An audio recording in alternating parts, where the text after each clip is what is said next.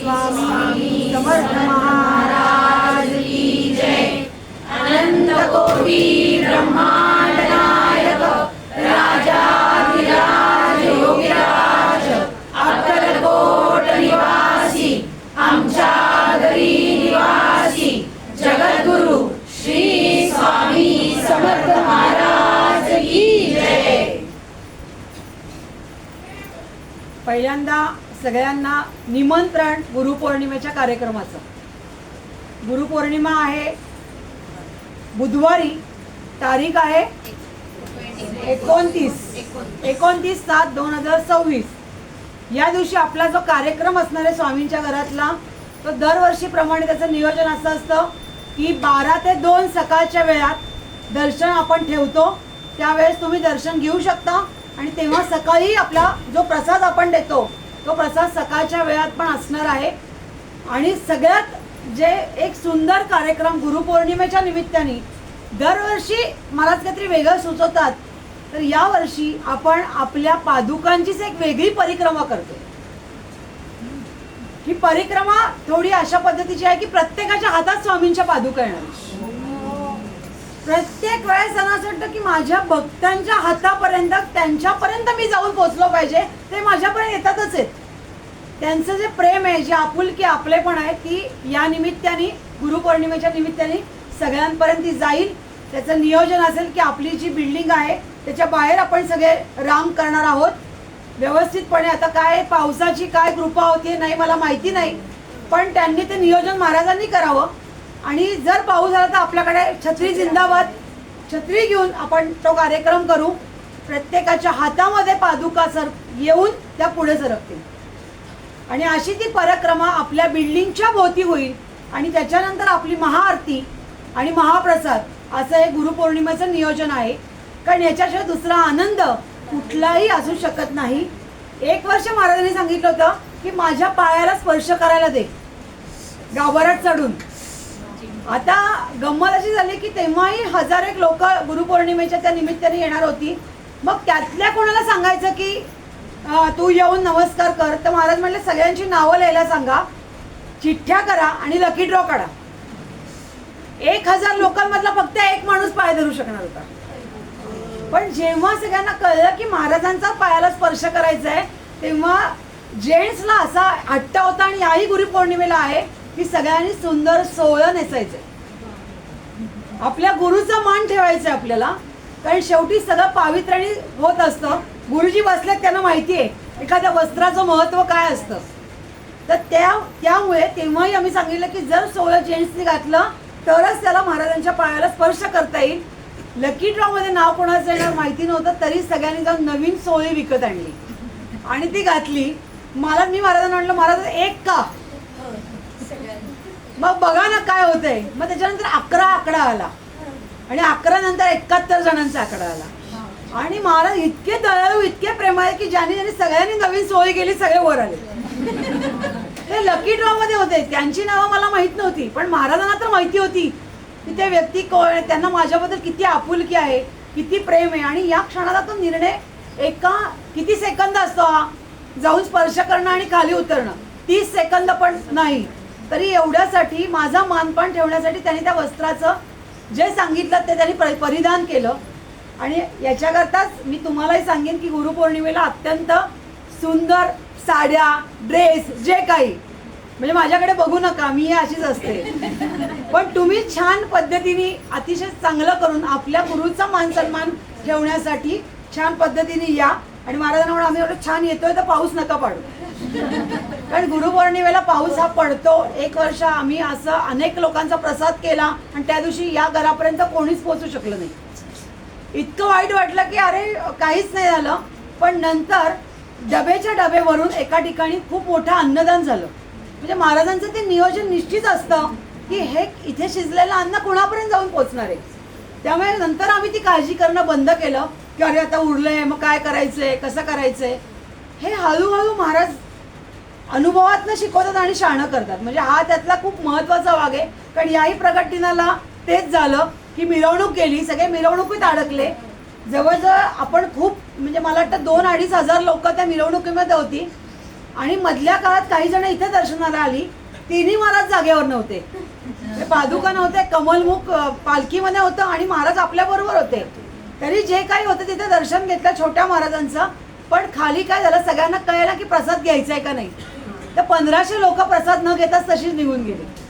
म्हणजे इतका मला वाईट वाटलं की ज्यांच्यासाठी सगळं नियोजन केलं त्यांच्या तोंडात तो घासच गेला नाही. आणि मग नंतर एका काही झोपडपट्टीमध्ये किंवा अशामध्ये ते आपलं अन्न पुढे गेलं. पण इथनं महाराजांच्या प्रत्येक अनुभवातनं शहाणपणा शिकायचा असतो आणि तो शिकण्यासाठीच तर महाराज आहेत. आणि म्हणून आम्ही त्यांना म्हणतो की तुम्ही आम्हाला काही दिलं नाहीत तरी चालेल, पण चांगली अक्कल द्या. जे काही विलीन होता येईल तुमच्यामध्ये तेवढं तरी तुम्ही आमच्यासाठी करा. बाकीचं तुम्ही देणार आहात, माझं नुकसान तुम्ही आयुष्यात करणार नाही, माझी स्वप्न कधी अर्धवट तुम्ही ठेवणार नाही. हां, असं वाटत असलं की आत्ता माझी स्वप्न पूर्ण होत नाहीत तरी त्याही मागे त्यांचं काहीतरी नियोजन असतं. कधी कधी असे संकेत असतात की कधी कधी कळत नाही की माणूस कुठपासून कुठपर्यंत जातो. आत्ताच आपल्याकडे जे संगमनेरवरनं दर्शनाला येत आहेत, गेले आत्ता जवळजवळ 1 वर्षभर झाले ते येतं आहे. तिकडे त्यांच्या काही जमिनी आणि याच्याविषयी त्यांचं तिकडे काम चालू होतं आणि नाही झालं म्हणून थोडे नाराज होते. आणि सांगा ना महाराजांना मी त्यांना एकच सांगायची, महाराज तुमच्या इच्छेने काम नाही करणार, त्यांना काय पाहिजे ते करणार. आणि आता खाली दुकान घेतलंय त्यांनी महाराजांच्याच घराच्या खाली, म्हणजे त्यांनी त्यांच्या सानिध्यात त्यांना घेतलं आणि आता खाली हॉटेल चालू होते. तर हे जे नियोजन असतं महाराजांचं तुमच्या भल्या आणि तुमच्या चांगल्यासाठीच असतं. तर ते कधीच आपण विसरता कामा नये की गुरु आपल्या आयुष्यात असणं किती गरजेचं आहे. आणि तर मी म्हणते तुम्ही आम्हाला चिक्कार शिव्या घाला, चिक्कार बोलली द्या, हरकत नाही, त्यातनं आम्ही शहाणे होतो. पण तुमच्यावरचं आमचं जे काही थोडंफार प्रेम आहे ते तुम्ही कमी करून देऊ नका. आता प्रेमाच्या बाबतीत मी एक गोष्ट नक्की सांगेन की मी तुमच्यापेक्षा कदाचित इतकुशी भाग्यवान आहे, जास्त नाही पण एवढीशी आहे. त्याचं कारण आहे की आपण जो मगाशी विषय बोलत होतो की महाराजांचं रुटीन, एवढंसं भाग्य पदरी आहे की महाराजांच्या मूर्तीला किंवा ज्याच्यात तुम्ही पावित्र्य स्थान म्हणून येत आहे त्या ठिकाणी जाऊन त्यांची काही ना काही सेवा तुटपुंजी मला करता येते. त्यांना स्नान घालणं, त्यांची वस्त्र किंवा अनेक गोष्टी. आता कमलमुखाचा चेहरा तुम्ही बघता आणि दर गुरुवारी त्यांचे रूप बदलतात. छोट्या महाराज पादुकांच्या आतल्या खडावा आणि हे सगळंच इतकं वेगळं असतं की त्याची पूजा दुसऱ्या शब्दात काय सांगून मज्जा नाही काय. या त्या खडाव्यात स्वामींच्या मूळच्या ज्या वटवृक्षापासून आल्या आणि तुम्हाला जो वास येत असेल याचा प्रचंड सुगंध असतो महाराजांच्या पादुकांचा. आणि या त्या मूळच्या खडाव्यात ज्या रोज स्पर्श करता येतात, रोज डोक्याला लावता येतात. म्हणजे आपल्या बऱ्याच जणांकडे कदाचित अक्कलकोटवरनं काहींनी त्या खडावा आणलेल्या असतीलही, पण त्यांना पूजायचं कसं, नमस्कार कसा करायचा माहीत नाही. अनेक लोकांकडे असं खूप ठिकाणी असं तुम्ही जिथे असं उभ्या बसलेला आहात, तुम्ही बघताना या खडावा अशा बघता, आम्ही स्पर्श करताना ते अशा करतो.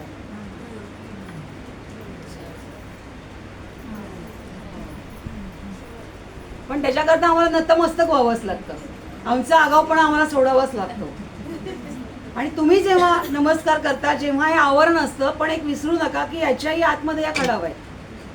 स्पर्शवरच्या नियमाने पावित्र्यासाठी लावलेला हे आवरण आहे.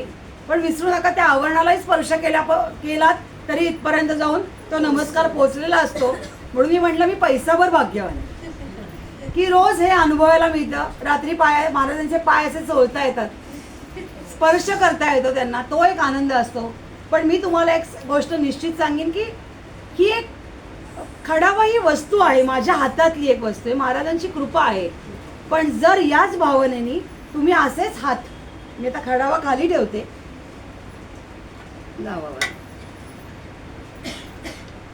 असाच हात रोज तुम्ही सुद्धा असा केला आणि खडावा मनात चित्रित केल्यात, निर्माण केल्यात आणि हात फरालात, स्वामी तिथेही येत ना. म्हणजे मी तुम्हाला सांगते की महाराज कुठल्याच भक्ताला अर्ध्या सुखावर ठेवत नाहीत, ते तितक्याच आनंदात ते ठेवतात. आता तुम्हाला घरी गेल्यावर हा अनुभव येईल. अनेक लोकांना रात्री झोप येत नाही, अनेक लोकांच्या बाबतीत काय अडचणी आहेत, पण हा एक पहिल्यांदा आज मी पहिल्यांदा तुम्हाला अनुभव सांगते. मी आजपर्यंत कधी ना कुठल्या पॉडकास्टमध्ये बोलली आहे, ना मी कधी कुठल्या कॅमेरावर आणि ना मी कधी कोणासमोर बोलली आहे. पण जेव्हा त्या खडावांचा हा स्पर्श तुमच्या यावरच्या हाताने जरी केलात तरी तुम्हाला जाणवेल की त्याचा सुगंध तुमच्याही हाताला येईल. इतकं पावित्र्य महाराजांच्या त्या स्पर्शामध्ये असतं. म्हणून थोडासा त्यांचं रुटीनमधला हा एक भाग की महाराजांच्या पादुका त्याला स्पर्श करणं, त्या बघणं, त्याची पूजा करणं, हा एक. मधले महाराज हे सगळ्यात शेवटी तयार होतात रोजच्या रुटीनमध्ये. सगळ्यात पहिला मान या महाराजांचं आहे, पण तयार होताना सगळ्यात ते तयार होतात सगळ्यात शेवटी. का माहितीये? कारण वरच्या महाराजांना कुठलं वस्त्र घालणार त्याच्यावर यांचा कलर ठरतो. कारण सगळं तुम्ही बघता तर सगळं मॅचिंग असतं सगळ्या तिन्ही महाराजांचं. वरच्या महाराजांनी सांगितलं की मला आज हा रंग घालायचा आहे, तर मग मधल्याही महाराजांना तो रंग येतो आणि खालच्याही महाराजांना. आणि त्याच्यामध्ये पण एक असं कारण आहे की आपण त्यांना आजोबा स्थानी मानतो. पहिला मान सन्मान आपण त्यांचा ठेवतो, तिथून त्या पूजेला सुरुवात होते. रोज आंघोळ घालणं प्रॅक्टिकली पाण्याने अशी घालणं शक्य नसतं, तर त्यांना कोमट पाण्याच्या पडक्याने त्यांचं अंग पुसलं जातं. एकदा तोही व्हिडिओ मी नक्की टाकीन. तो स्पर्श त्याचा केला जातो. महाराजांची पाठ चोळली जाते, महाराजांच्या पाठीचे कणे हाताला लागतात. बघू कसा तुम्हाला अनुभव देता येतो मी नक्की देईन. आणि हात महाराजांचे पाय इतके मऊ आहेत की म्हाताऱ्या माणसासारखे अगदी मऊ सूत त्यांचे हातपाय आहेत. आणि ते झाल्यानंतर मग महाराजांना तुम्ही जे आपले रोजचे काही फोटो येतात तर त्या दिवसाप्रमाणे रंग, सोमवारी पांढरा, मंगळवारी लाल, बुधवारी आणखी निळा वगैरे आणि मग पिवळा असे रंग महाराजांचे निश्चित असतात. शुक्रवारी आपला हिरवा रंग असतो, शनिवारी केशरी रंग असतो. असे महाराजांच्या वस्त्रांचे हे रंग असतात. तर ते ते त्यांना घातले जातात. बरं काय आहे तुम्हाला गंमत म्हणजे महाराज ज्या पोझिशनला बसले हा खांदावर आहे, त्यामुळे इथे जरी वस्त्र बसलं तरी इथे बसेल की नाही माहीत नाही, किंवा इथे बसलं तरी इथे बसेल की नाही माहीत नाही. तर हे कधी कळतं माहिती आहे? जेव्हा तुम्हाला महाराजांना असं तुम्ही वस्त्र घालता आणि महाराजांनी या खांद्यावरचं खाली टाकलं तर समजायचं की महाराजांना ते वस्त्र नको आहे, त्यांना दुसरं वस्त्र हवं आहे. आणि हेही अनुभव महाराजांच्या नित्य सेवेमध्ये त्यांनी तो अनुभव दिलाय की जर कपड्याला काळा रंग लागला असेल, धूळ लागली असेल, गाण लागली असेल तर बाबा ते वस्त्र घालत नाही. त्यांना छान स्वच्छ धुतलेली वस्त्र घालायला आवडतात. त्यांचं कपाट आपल्या कपाटापेक्षा उत्तम नियोजित केलेलं असतं. सगळे रंग वगैरे इतकं त्यांचं रोजच्या सेवेतला हा त्यांचा एक भाग आहे. आणि हे जे कमलमुख आहे, दिसतो एक चेहरा, याच्या खालची बैठक ही जशी महाराजांनी आदेश दिलाय त्याप्रमाणे ती बैठक रचना केलेली आहे. पण हा जो कमलमुखाचा आदेश आला तो आपल्याला समाधी मठातनं आला. आणि समाधी मठामध्ये खाली प्रत्यक्ष महाराजांची समाधी आहे. तिथे आजही महाराज जिवंत अवस्थेत आहेत. आम्ही प्रत्येकाला असं सांगतो की जिथं काही काम खरंच अडकतंय, तिथे अनेक गोष्टींमध्ये काही अडचण येत आहे, त्यावेळेस त्यांनी अक्कलकोटला जावं. तिथे काय अभिषेकाचे सोपस्कर असतील ते जरूर करावेत. आणि त्या गुरुजींबरोबर ते तुम्हाला गाभाऱ्यात नेतात. तिथे तेव्हा त्याला वस्त्र अलंकार घातलेले नसतात. एक मी काळ्या दगडाचा फोटो पण आपल्या ग्रुपवर नेहमी टाकत असते. ते मूळ महाराजांची समाधी. आणि त्याच्यावरती आतमध्ये गेल्या डाव्या बाजूला महाराजांचा आपला डावा कान लावा. तुम्हाला महाराजांचा काही ना काही अनुभव हा 100% येणार. ही जी अनुभूती असते ना महाराजांची, आणि म्हणूनच तिथून आलेला हे रूप महाराजांचं, हा चेहरा महाराजांचा, हे एक काय म्हणतात आपण स्ट्रक्चर म्हणू, पण त्याच्या मागचं जे कारण आहे महाराजांचं ते खूप अमूल्य आहे. यांची वस्त्र घालण्याची पद्धत थोडी वेगळी आहे. तीही वस्त्र घालण्याची पद्धत सुदैवानी महाराजांनी अक्कलकोटच्या समाधी मठात मला शिकवली की मला वस्त्र कसं घालायचं असेल, कारण यांची पद्धत खूप वेगळी आहे वस्त्र घालायची. आणि अत्यंत मी स्वतःला भाग्यवान समजते, म्हणजे माफ करा पण या जागेवर गुरुजींना परवानगी नाही. इथे तुला जेव्हा आंघोळ घालायची तेव्हा तू घाल, पण विधिवत जी पूजा जी काही गोष्टी आहेत त्या मी तुला ज्या ठिकाणी नियोजित करून दिल्या तर तुला तशाच कराव्या लागतील. आणि मग मला असं वाटायचं की महाराजांना आपण वेगवेगळी वस्त्र घालावी. त्यावेळेस महाराजांनी त्यांना सोळं कसं नेसवायचं हे अक्षरशः त्यांनी शिकवलं. त्यांची नितांत कृपा आहे. या स्वामींच्या रूपाला साडी कशी नेसवायची हे महाराजांनी शिकवलं. आणि आता नवरात्रात तुम्ही बघाल तर 9 दिवस महाराजांना 9 देवींची रूपं असतात. आणि अतिशय सुंदर आणि अतिशय प्रभावशाली असं त्यांचं व्यक्तिमत्व दिसतं. आणि मग खरंच कळतं की या देवींच्या रूप असणं आपल्या आयुष्यात किती मौलिकता आहे. आणि मग खालचे महाराज जे एकदम निरागस ज्याला आपण म्हणू आणि जे काय असेल ते स्वीकारून ते गोष्टी, अशा महाराजांचं रोजचं का म्हणजे त्याला म्हणतात ना, त्याला तुम्ही पूजा म्हणा, साधना म्हणा किंवा काही म्हणा, पण ते त्यांचं असं ठरलेलं असतं. ज्या दिवशी आपण खरंच खूप कामात असू आणि काही कारणाने ते नाही करता आलं तर महाराज ते नाही करायचं अट्टास करत. ही महाराजांची फार म्हणजे मी म्हणेन की फार मोठं मन आहे महाराजांचं, की काही कारणाने आपण बाहेरगावी गेलोय तर हे काय करणार, तर तिथे बसूनही नमस्कार केलेला महाराजांना मान्य आहे.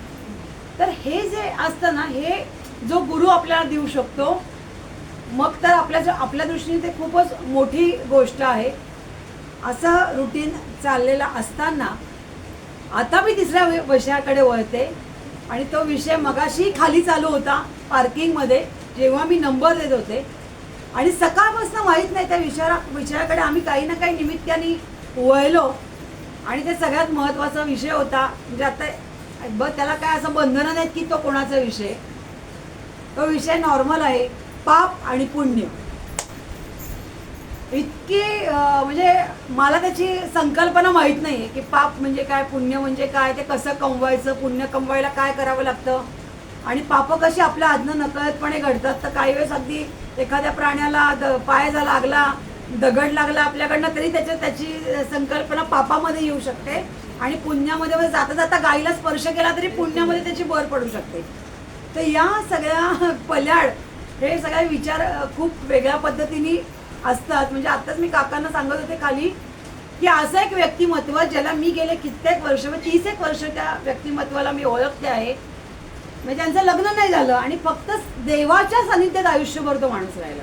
म्हणजे नोकरी धंदा सगळं चालूच आहे, पण देवाच्या सानिध्यात राहिला. अनेक याग त्यांनी केले, अनेक देवधर्म त्यांनी केले आणि देवाशिवाय त्यांना काहीच माहीत नाही. त्यांना सांगितलं काका हा श्लोक म्हणा, 2 मिनिटात पाठांतर करून तो श्लोक त्यांनी ते म्हणतात. कुठलाही कधी त्यांना म्हणायला सांगा, काही म्हणायला सांगा ते लगेच म्हणणार. आणि अशी काहीतरी त्यांच्या आयुष्यात फसगत झाली की आज करोडो रुपये त्यांचे अक्षरशः वाया गेले. त्यांना लोकांनी लुटलं. आता देव बरोबर होते ना त्यांच्या, ते पुण्य करतच होते ना, मग तरी त्यांची फसवणूक का झाली. त्यांना फोनवर फसवलं गेलं.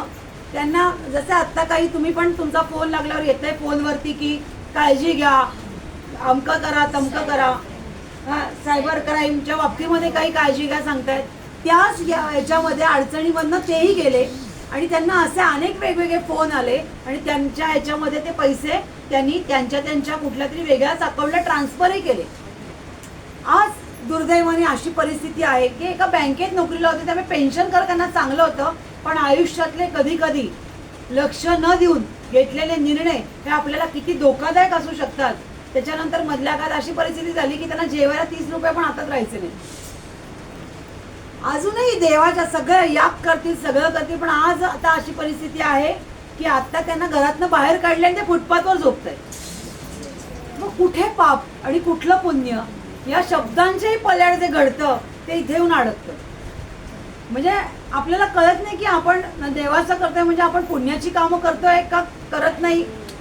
म्हणून माझं नेहमी महाराजांनी कायम जेव्हापासून ते आयुष्यात आले तेव्हा त्यांनी एकच तत्व कायम सांगितलं की पाप पुण्याच्या पलीकडे जो जाऊन असतो तो खरा गुरु असतो.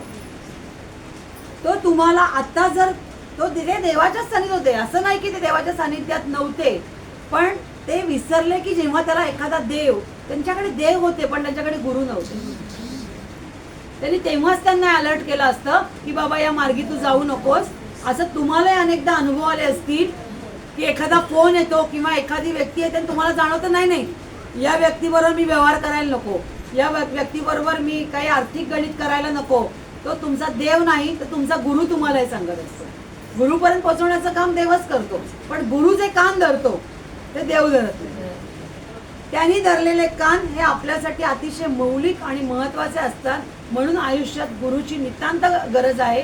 आणि मी तुम्हाला अत्यंत प्रामाणिकपणे सांगेन, हा विषय आता सकाळपासून आला म्हणून पाप पुण्यापर्यंत मी जाऊन पोचले, पण मी तुम्हाला निश्चित सांगेन की जेव्हापासून स्वामी आयुष्यात आले तेव्हा पाप आणि पुण्याची कुठे कसरच आली नाही. जिथे कुठे अडकलं तिथे महाराजांच्या समोर जाऊन हात जोडून नतमस्तक होऊन त्यांच्या समोर फक्त उभं राहिलं आणि अक्षरशः तुम्ही ते करा, करत नसाल तर रुटीनमध्ये आणा. कुठेही अडकलं त्यांच्या समोर जाऊन उभं राहायचं आणि त्यांना दोन्हीही हातांनी नमस्कार करून नतमस्तक व्हायचं. वाकून नमस्कार करणं त्यांना नितांत गरजेचं आहे. म्हणजे मी त्यांना एक हाताने नमस्कार कधी करत नाही, तर तुम्हीही करू नका. कायम दोन्ही हातांनी. आणि असं वाकायचं ते कशा करता की महाराज एक धपाटा तरी पाठीत घ्या किंवा डोक्यावर हात तरी ठेवा. आणि मी तुम्हाला खात्रीपूर्वक हे सांगू शकते की तुम्ही हे प्रामाणिकपणे केलं तर जर काही आपले मार्ग चुकत असतील तर महाराज तुम्हाला त्या मार्गावर आणून निश्चितपणे सोडतात. तुम्हाला असं वाटतं की कदाचित तो मार्ग माझ्यासाठी नाही आहे, पण महाराजांना मार्ग माहिती असतं की हाच मार्ग तुझ्यासाठी योग्य आहे. तर हे जे करणारं गुरुची ताकद आहे. म्हणून कधी कधी स्वामी आयुष्याला आल्यानंतर पाप पुण्याच्याही पलीकडे जे जातं हे स्वामींवरचं प्रेम आणि त्यांच्यावरचा नितांत विश्वास. त्यामुळे इथे 7 जन्मात एखाद्याने किती पाप केली किंवा त्यांनी किती पुण्य केली याच्याही पलीकडे मी असं जाऊन म्हणते की तो माणूस स्वामींच्या सानिध्यात आलाय म्हणजे त्याचं सगळं परे गेलंय. आता त्याची विचार करण्याची गरज नाही. काही काहींचे प्रश्न खरंच खूप क्रिटिकल असतात. आता खाली काका बसलेत, मी आत्ताही स्पष्टपणे ते सांगू शकते. मगाशी काहीतरी निमित्ताने त्यांचा नंबर आम्ही काढून घेतला की नाही करायचं ते. आपल्या दादांनी एका काढून घेतला तर एकदम महाराज म्हणले नाही तो खरंच अडचणीत आहे, देऊन टाक त्याला नंबर. आता त्यांचं वय 65च्या पुढे आहेत, ते देऊन टाक. आता वय 65च्या पुढे वय असताना वास्तविक आपल्या रुटीनमध्ये 60 नंतर वार्धक म्हणजे एक सांसारिक ह्याच्यातनं बाहेर जाण्याची सिच्युएशन सुरू होते. तिथे त्या प्रश्नामध्ये ते अडकलेत. आणि जेव्हा तो त्यांना सांगितलं नाही का महाराज म्हणतात तो नंबर त्यांना द्या आणि त्यांना सांगितलं की हा फक्त प्रश्न स्वामीच सोडवू शकतील, कुठलाही माणूस सोडवू शकणार नाही. त्याच्यानंतरच्या चेहऱ्यावरच्या त्यांच्या रिॲक्शन्स होत्या त्या अक्षरशः बघण्यासारख्या होत्या.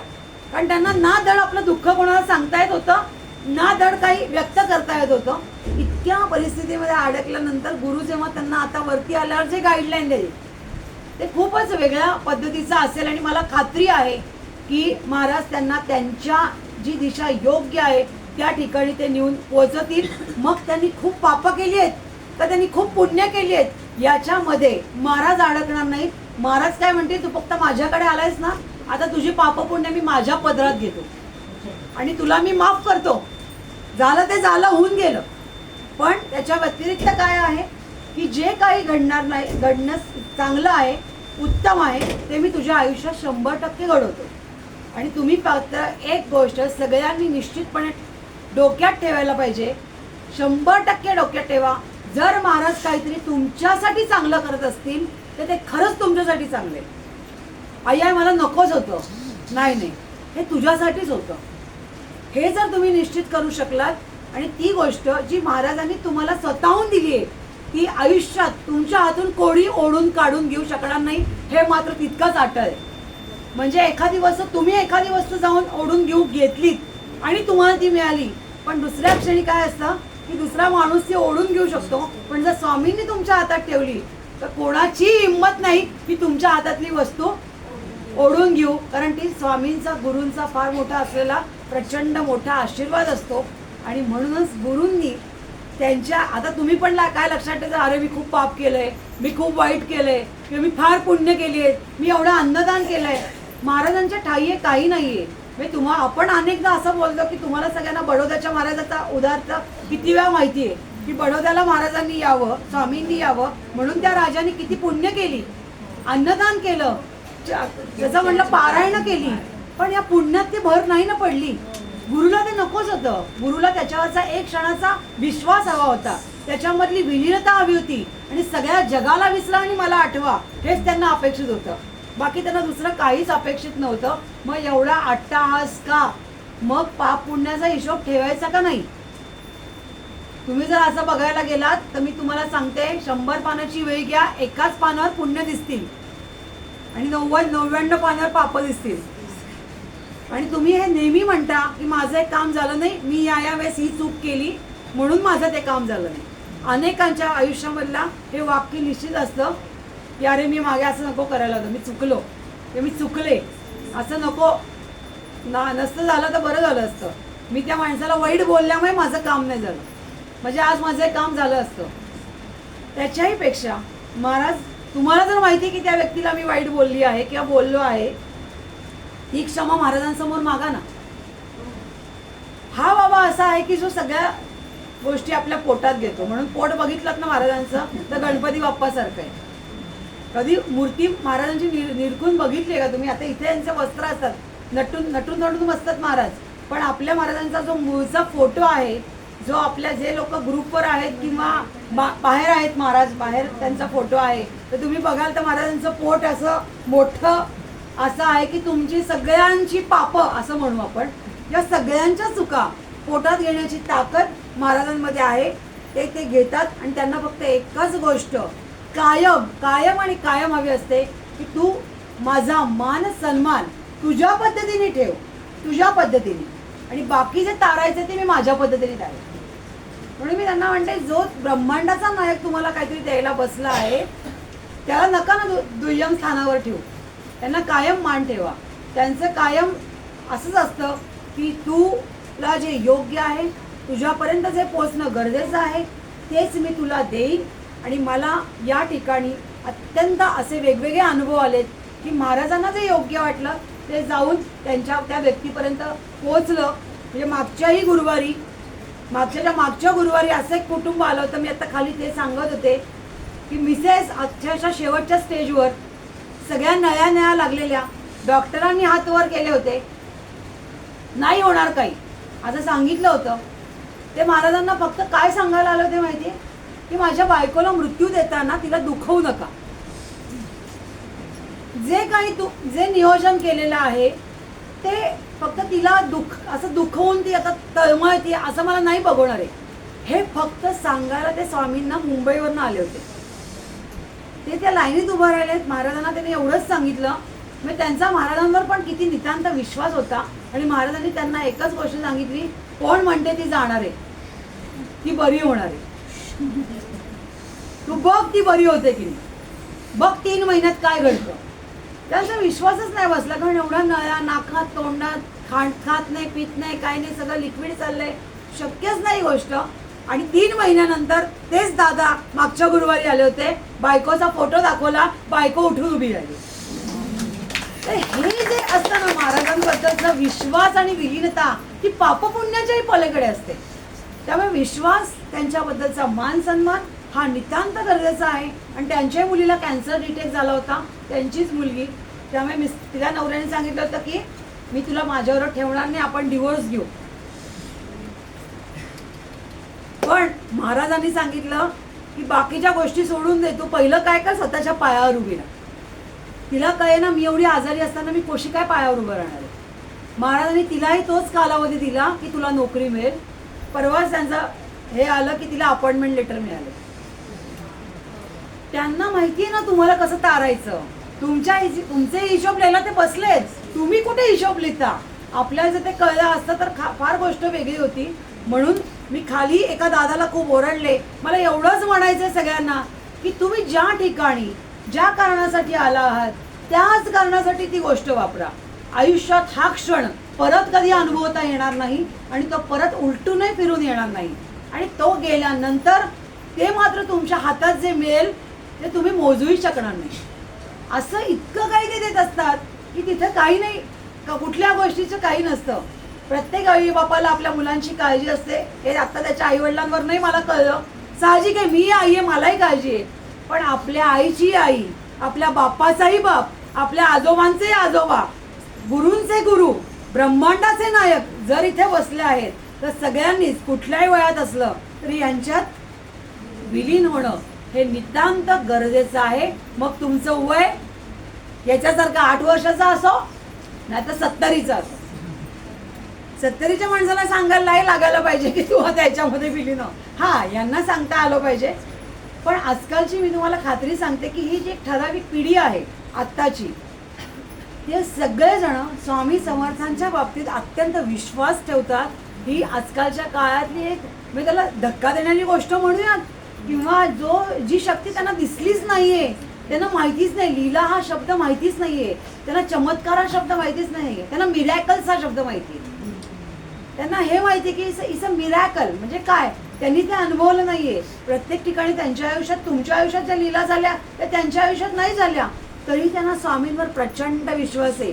तुमच्या प्रत्येक लेडीजमध्ये आता जवळजवळ 40% तरुण वर्ग बसलाय, कारण त्यांना माहिती आहे आज मुलगी म्हणून काय आणि मुलगा म्हणून काय. प्रत्येक गोष्ट आपण एखाद्या व्यक्तीशी नाही बोलू शकत. मी तुम्हाला सांगते, आज जेव्हा इथे प्रश्न उत्तर चालू असतात त्यांचे अगदी पर्सनल प्रश्न जे कदाचित एखाद्या लेडीजनी ऐकू नयेत, असे प्रश्न सुद्धा ते इथे मांडतात.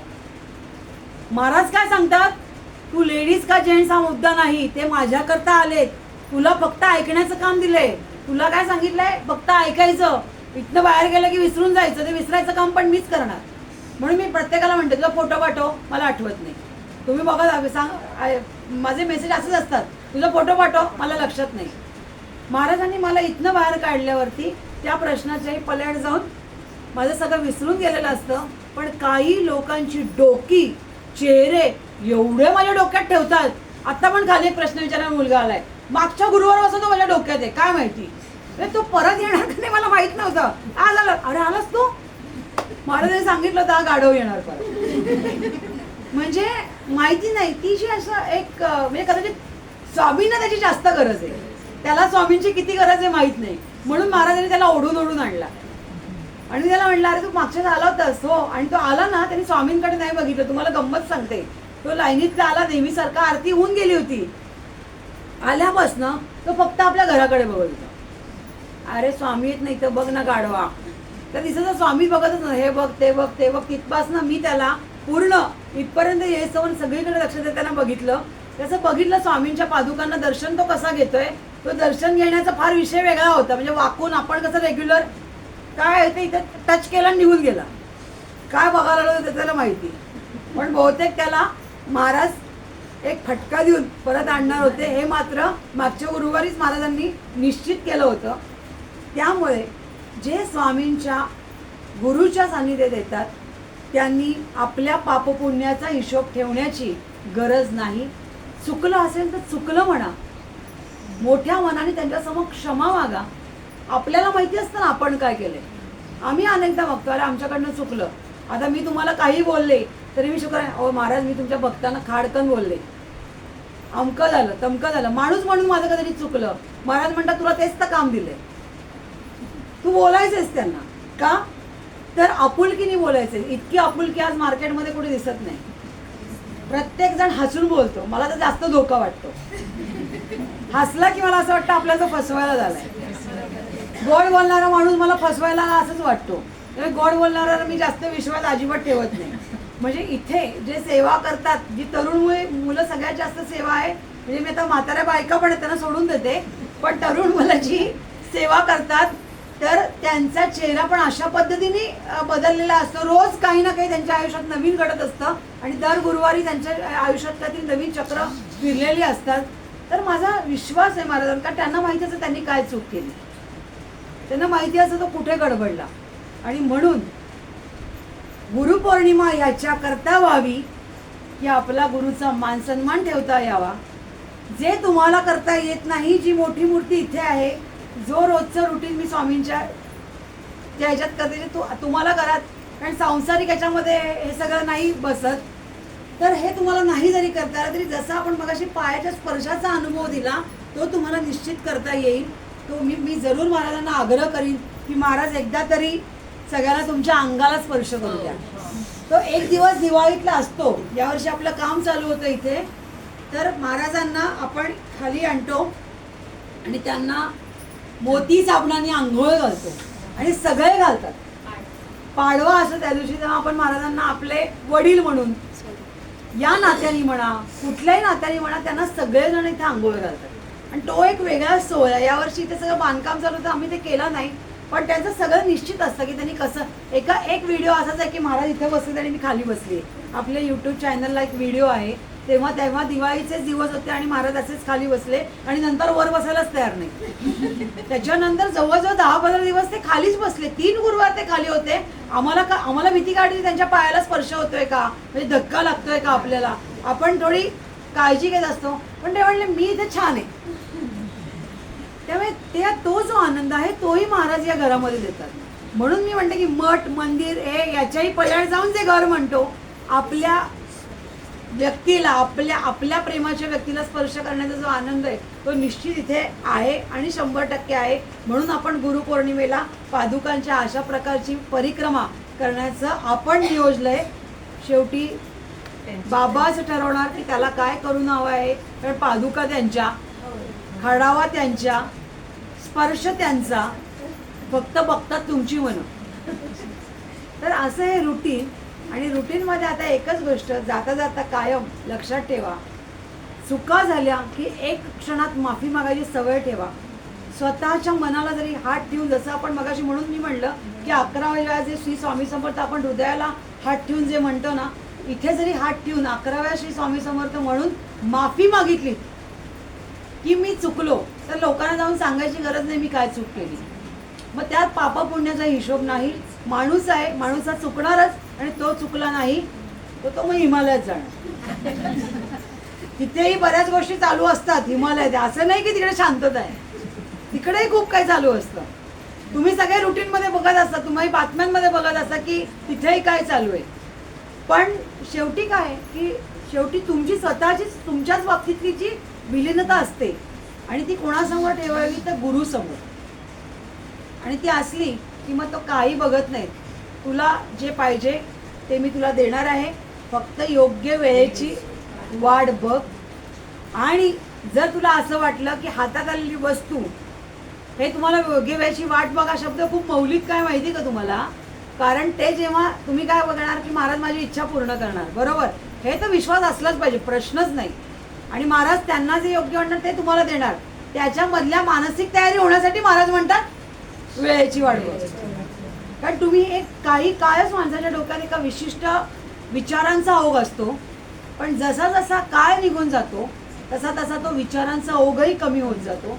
तुम्ही लक्षात ठेवा, गोष्ट चांगली असो अन्यथा वाईट असो, पण जसा काळ जातो तसा तसा तो ओघ ऑटोमॅटिक कमी होतो. तो कधीही वाढत नाही, तो कमी कमी कमी कमी होतो.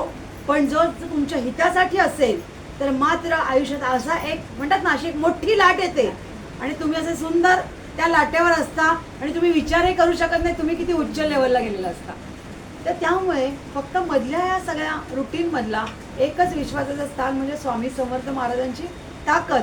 म्हणून आपल्या गुरुपौर्णिमेच्या सोहळ्यापासनं, रोजच्या रुटीनपासनं पापपुण्यापर्यंत मलाही नेऊन फिरवणारं ताकद हेच आहे. विषय वेगळे असतील पण सगळं फिरून महाराजांपाशी येऊन पोचतं. आणि म्हणून एकच त्यांना प्रार्थना की स्वामी तुमच्यापासनं क्षण मात्रही आम्हाला दूर करू नका आणि आमच्याकडनं तुमच्या आदराबाबतीत कुठलीही चूक आयुष्यात कधी घडता कामा नये एवढं मात्र निश्चित करा. आणि आपण पुन्हा एकदा 11 वेळा परत एकदा, आता तुम्हाला 11 वेळेचा जो अनुभव आहे तो पुन्हा वेगळा येईल. उजव्या हात छातीवर आणि एक साधा खाली हात. श्री स्वामी समर्थ, श्री स्वामी समर्थ, श्री स्वामी समर्थ, श्री स्वामी समर्थ, श्री स्वामी समर्थ, श्री स्वामी समर्थ, श्री स्वामी समर्थ, श्री स्वामी समर्थ, श्री स्वामी समर्थ, श्री स्वामी समर्थ, श्री स्वामी समर्थ, श्री स्वामी महाराज की जय. स्वामी समर्थ, श्री स्वामी समर्थ महाराज की